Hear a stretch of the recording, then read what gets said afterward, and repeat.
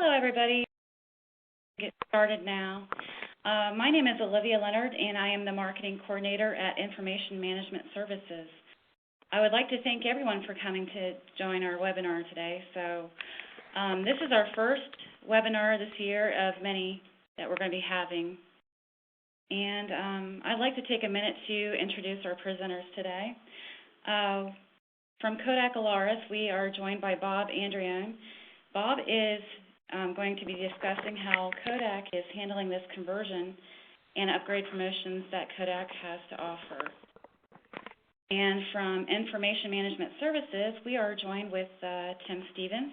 Tim has over 20 years in this industry, and he will be discussing the implications of Windows XP becoming obsolete and how it will affect your document operation. And now we're going to hand this over to Tim, and we'll save all the questions for the end of this webinar. Thanks. Thanks, Olivia. We're going to put everybody on mute just so there's no background noise. And then when I get done with my segment, we'll take questions. And then Bob will discuss Kodak and what's going on there and with an update, and we'll take questions at the end of that.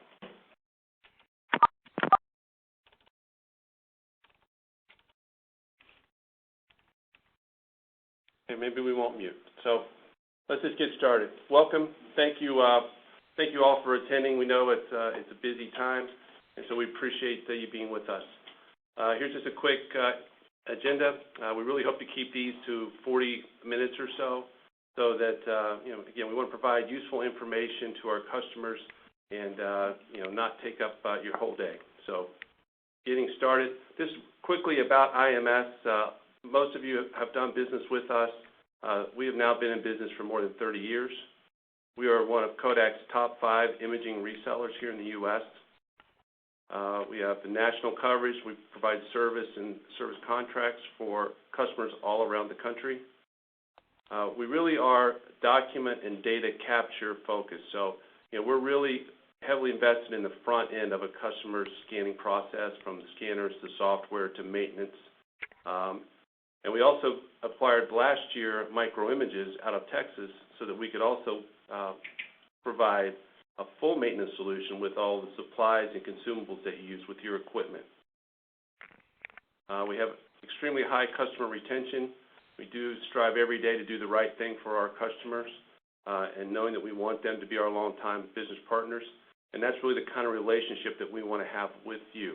And that is that you can rely on us to give you good, honest information and help you through whatever difficulties or situations or issues that you may be facing. What we do, just a general overview. Again, we're heavily invested in document capture, so from hardware to software, service support, and consumables. We also have a service bureau here in our Columbus office. We do document scanning and conversion, and we also do quite a bit of customers who are trying to get their film converted to image. We've been doing a number of those kinds of projects. We have advanced data capture. That's where we're going to scan and pull data off of your forms for the most part, whether those are enrollment forms, survey forms, invoices, things that come to you that you have data that needs to be extracted from. We have a cloud-based document management solutions that we have, and then we also have SharePoint connectivity. So I give you that just for some of the folks that maybe aren't as familiar with all the things that we do, just to give you an overview of our company and what all that we're involved in and the kind of things that we focus on. So my part of what we're doing here today is really to talk a little bit about the end of support for XP by Microsoft. We've talked about here in the past, I think this is probably about the 5th date that they've announced, and they kept postponing it. And it looks like finally it actually is going to arrive. So the scoop is, most of you may already be aware that Microsoft has actually supported XP for over 12 years, which is an extremely long period of time for one operating system. But that support does end on April 8th of this year. And at that time, Microsoft no longer provide any technical support, nor will they provide any security updates. So once they get to that point, that software, that operating system is not going to be supported. And what it kind of means to you is that, your computers are going to be at more of a risk from malware. Since there are no security updates, any holes in the operating system, weaknesses that people can find can be exploited, and Microsoft will not be correcting them or patching them. Many of you probably have already had this discussion with your IT group. They're not going to allow XP workstations any longer on their network. And so you've either addressed that situation, or you're addressing that situation, or you know that that is coming soon. From a scanning perspective, almost all the older SCSI connected peripherals like scanners won't work in the Windows 7 operating system. There's a difficulty just in the communication when you're using SCSI in Windows 7 and with the drivers that were created under XP. So that typically is not going to work. The other thing that we find is that, what a lot of our customers have done from a disaster recovery and business continuity standpoint is that they upgraded scanners at some point, and then maybe they took a couple older scanners and they put those off at the hot site or off at another location where they could use those for disaster recovery if they needed. Now what's happened, those are no longer being supported, and a lot of customers have not really thought that all the way through either. We've had a number of inquiries in the last few months about what they were going to do from a disaster recovery standpoint because of those older machines in those sites. So let's talk a little bit about, what is compatible, what's not compatible, and, the dreaded maybe. Here is the list of currently compatible scanners with Windows 7. And that ranges from the i5000, which is now the upper end of the Kodak spectrum, through some of the older ones. The i600 is the oldest on this list. Those are still supported. The i700. For those of you who have microfilm and you have film equipment, there's the DV2400, DV3000. These were ex-Kodak products that when Kodak sold the microfilm part of their business to Eastman Park Micrographics, they just kind of rechanged the names. There's a new product coming out that is going to be a microfilm roll film device. It's called 7380. It's not yet been officially released, but I think it's very close. And it's a replacement for the current Kodak i7300. And then the archive writers, both the 9610 and 9620, are fully supported. So if you've got one of those, you're in good shape.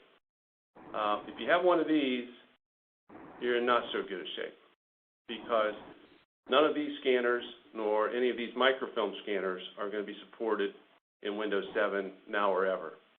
So if you've got these either in day-to-day production, or if you've got these in your disaster recovery site, then you've got an issue that you're going to need to address here fairly shortly. The maybe list are some isolated incidents where customers have been able to get these to work with Windows 7. The i800 and the i200, those have been able to be done, I believe, in 32-bit. There have been a couple of instances where they've been able to get them to run.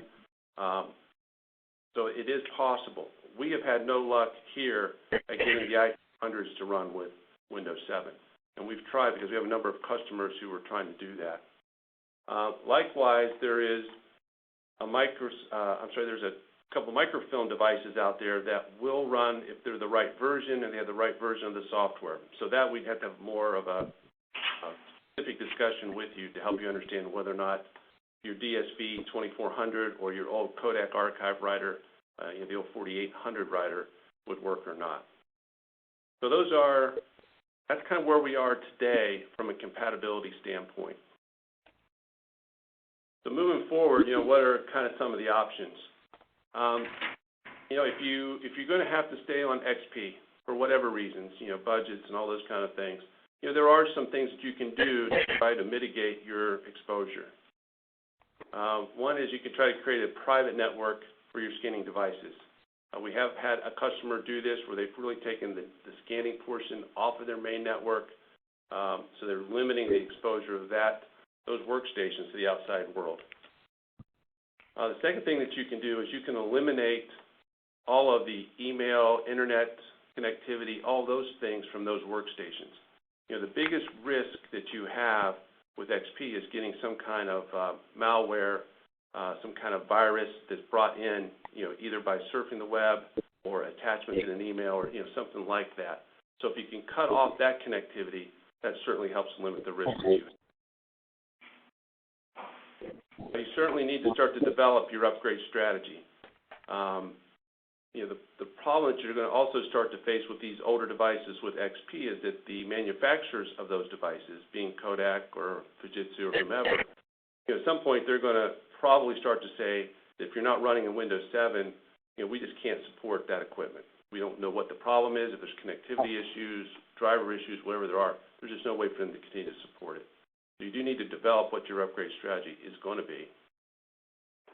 If you're doing film scanning, meaning that you've got microfilm scanners, what we've also seen is just creating a standalone solution where you just have the scanner connected to a workstation and then just a local printer off of that PC that has no network connectivity. Again, that helps limit the exposure you have and having a problem. Okay? You know, if you have to move on, you know, these are the companies where the IT folks have said, you know, we're not going to have any more XP devices. There are a number of those, and we're amazingly still scrambling with a lot of our bigger customers who still have this issue that they're trying to resolve. You know, obviously you can upgrade your scanners to Windows 7. One of the other things that we're offering now is if you don't have in your budget today to get those scanners upgraded, we can offer you a rental program where if you have something that can get into next year's budget, you can buy a few months with us on a monthly rental, get compatible equipment into your site. So this kind of is a tie-over strategy so that you don't have to come up with that large capital expense all at once.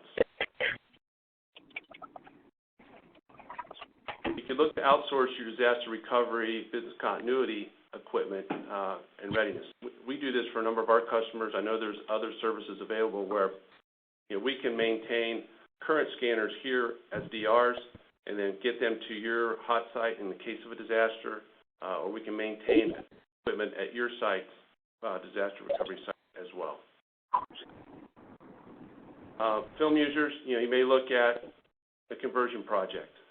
We've talked about this now for the last, I've been doing this for 20 years, so we've been talking about the elimination of film for at least the last 10. And I think everyone, as they moved from film to imaging, thought, the film retrievals are going to go away. I'm going to worry about that later. And I think later has kind of gotten here because a lot of people have looked up and said, gosh, this film, we still have it. We're still going to have to retrieve from it, and we may have to retrieve from it for the next 10 or 15, 20 years. So we got to have some kind of solution in place. So, at some point, conversion is an option. You can do that as a project that you do. There are high-speed film conversion scanners available, and you could also look to outsource that as well. And then the last here is that, as Bob's going to describe to you from Kodak, the manufacturers are providing some incentives to help get people moved off of those older platforms, those older scanners, into Windows 7 compatible. And I think what a lot of customers have found, too, is that the savings from efficiency, from the cost of ownership, supplies are less expensive, service contracts are less expensive. The total cost of ownership for the newer equipment is much lower than the older equipment that you're using. So that is another avenue or another way that you can look to justify being able to get your scanners upgraded and moved up. Okay. All right, so that's all I have. What questions are there out there?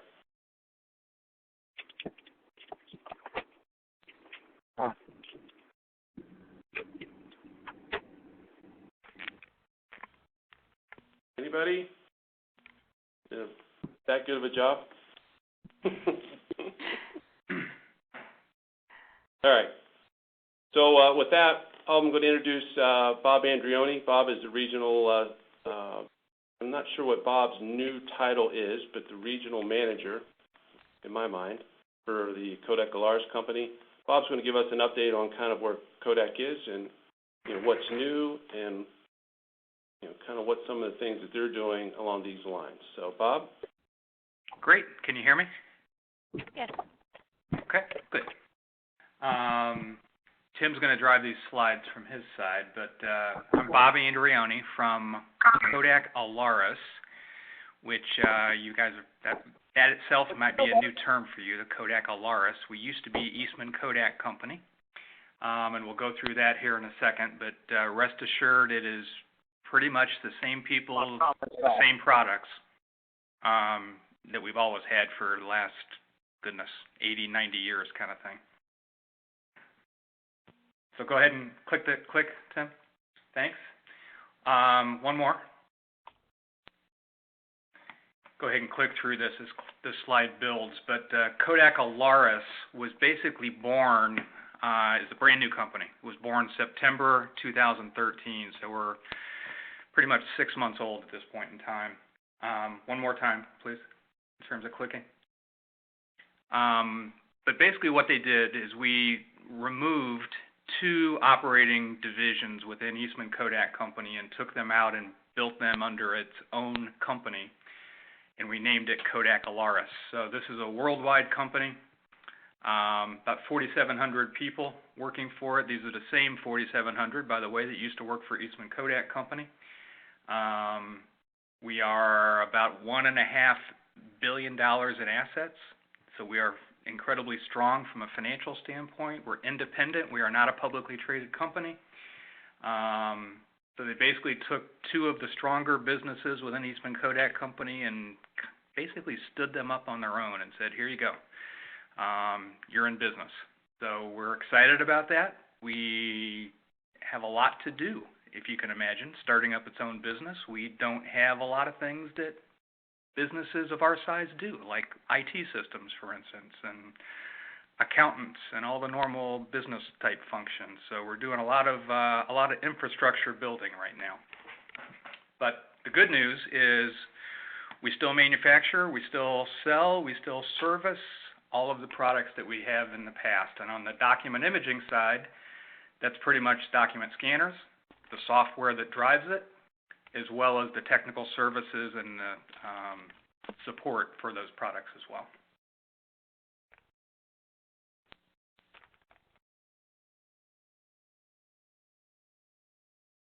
Drilling down a little bit on the document imaging business itself. Scanners, we have a portfolio of scanners that goes everywhere from the $85,000 scanner all the way down to the $350 scanner. We have as strong of a portfolio as we have ever had in the history of Kodak Alaris, or Eastman Kodak Company. The software platform, go ahead and click. We also have, the Capture Pro software that drives the scanners. We also have another portfolio of software as well that starts to get into SharePoint and the knowledge workers as well. And click one more time, and we have all of the Kodak services that support all of these systems, whether it's software or hardware. We also have the ability to service non-Kodak gear as well, whether those be scanners or whether they be different portions of the IT network in itself, blades or mainframes or any of those kind of things. Go ahead. And I won't go through this timeline in depth, but we've been in this business. As Tim mentioned, we grew out of the microfilm business, which started back in the 30s, and then we got into the scanning business in the late 80s, early 90s. Some of the highlights here is we acquired the Bowie, Bell & Howell scanner business, 4, 5, 6 years ago at this point in time. So we continue to be dominant in the scanner business. Go ahead. And because of that, we continue to manufacture and build new scanners. And the reason that's important is when things like the operating systems and things like that change. The way I've set these next 2 slides up, the slide shows the smaller scanners. We call them distributed capture. Everything from the $350 ScanMate 940 And then going upstream up toward the Trooper 3610. Go ahead and click to the next page. And then this one actually starts where the top of the last one finished. So this is the production scanners, the 4000 series scanners up to the 5800 series scanners. So this gets you up into the $85,000 scanners. All of those are supported by the software and the services that are in the oval there, if you will. Go ahead and click. One of the products that we've introduced in the last 3 months is the brand new series called the i3000 series. Go ahead and click, Tim. It comes out with two models, the 3200 and the 3400. Basically the same box, the same chassis, if you will, just a faster throughput. The 3200 is 50 pages a minute. The 3400 is, what is it off the top of my head, 80 pages a minute. Go ahead and click one more time. And what we've introduced now is kind of the sisters of those products, and these are the 3250 and the 3450. Same feeds and speeds that I just mentioned, only these also have a flatbed embedded into the top of them, okay? For those things that you're just not comfortable putting through a rotary scanner, passports, brittle documents, any of those kind of things, okay? And the reason these products are being brought up at all is that what I was going to tell you is, in general terms, scanners in about a 5-year time frame get significantly better in terms of image quality and in terms of productivity, and also they get significantly less expensive from a purchase standpoint. For instance, the 3200 and the 3400, again, are 50 page a minute and 80 page a minute scanners. List price, $4,500 and $5,500. For those of you that have been in the scanning business for a while, those are pretty remarkable prices for those types of scanners. The other thing that these scanners do that I have not mentioned, and this is pretty routine at these days in the Kodak scanner lineup, is our scanners, anytime I quote a rated speed of 50 pages a minute or 80 pages a minute, the standard in the industry is to quote that at 200 dots per inch resolution. And traditionally, when you bump that resolution up to, say, 300 dpi, and you would do that to increase the OCR read rate or the barcode read rate, the acceptance numbers, you would typically lose about 25% of the scanner speed. The new scanners that are coming out from Kodak now will run at speed at either 200 or 300 dpi. So we're kind of leading the charge in the industry on that as well. Okay. For purposes of this call, we are in a situation with Microsoft, right, discontinuing support on the XP, and frankly putting users in a spot where they got to do something, right? They got to decide what it is they need to do. And as Tim mentioned, we, as the manufacturer, are anxious to help. We're anxious to help keep you on Kodak products. And we do have programs in place, most notably the trade-in program. We will help take your old scanners off your premises, or if you choose to keep them as a disaster recovery situation, or if you choose to sell them on your own, that's fine as well. But we will come and get them from you, and we will also give you a number of dollars for those as well. So Tim can go through the details on that on a scanner by scanner basis, but that's something that's available to you. Okay, and that's kind of the end of my presentation. Any questions?